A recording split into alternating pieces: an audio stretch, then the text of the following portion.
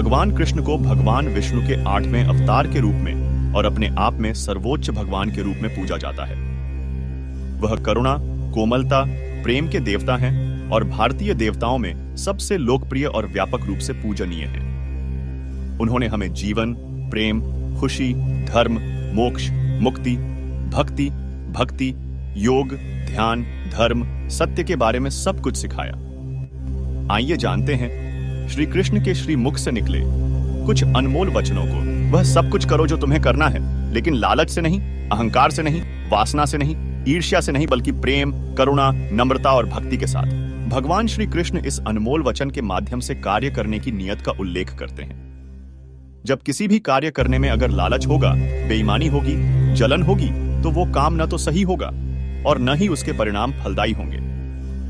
इसके अतिरिक्त जिस कार्य को हम पूरे मन से प्रेम पूर्वक करेंगे, तो वो न सिर्फ हमारे लिए बल्कि समाज के लिए भी हितप्रद होगा। नरक के 3 द्वार हैं: काम, क्रोध और लोभ।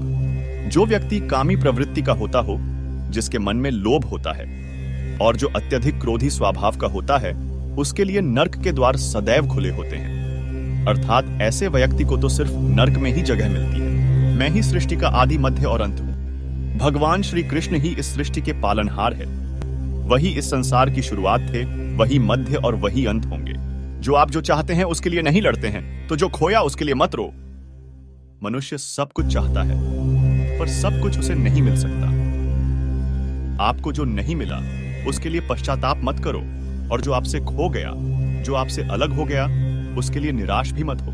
मैं सभी प्राणियों के हृदय में स्थित आत्मा हूं। मैं सभी प्राणियों का आदि, मध्य और अंत भी हूं। हर व्यक्ति श्री कृष्ण से जुड़ता है और श्री कृष्ण हर व्यक्ति से जुड़ रहे हैं। वही हमारे आदि, मध्य और अंत है। ठंड या गर्मी, सुख या दर्द का अनुभव करें। ये अनुभव क्षणभंगुर हैं। वे आते हैं और जाते हैं। उन्हें धैर्य पूर्वक सहन करें। समय एक सा नहीं रहता। आज दुहक है तो कल सुख भी आएंगे, और सुख के बाद दुहक भी आना स्वाभाविक है। आपको पूरे धैर्य और श्री कृष्ण पर विश्वास के साथ अपना जीवन निर्वाह करना चाहिए। सत्य कभी नष्ट नहीं हो सकता। अच्छा करने से नहीं डरना चाहिए। लोग अक्सर सच कहने से बचते हैं या डरते हैं, पर सत्य कभी छुप नहीं सकता और न ही कभी मिट सकता है। कितना भी छुपा लें, पर सच तो उजागर हो ही जाएगा। इसलिए जो बात सच पर आधारित हो, उसे करने या कहने और मानने से कभी नहीं डरना चाहिए। इस शरीर का मोह मत करो। ये तो माटी है, माटी में मिल जाएगा। अमर तो आत्मा है, जो परमात्मा में मिल जाएगी। लोग अपने शरीर को सुंदर बनाने में लगे रहते हैं, पर आत्मा की सुंदरता शरीर की सुंदरता से कहीं ज्यादा महत्वपूर्ण है। शरीर तो नश्वर है, मिट्टी ही तो है, तो मिट्टी में ही मिल जाता है, पर आत्मा अमर है।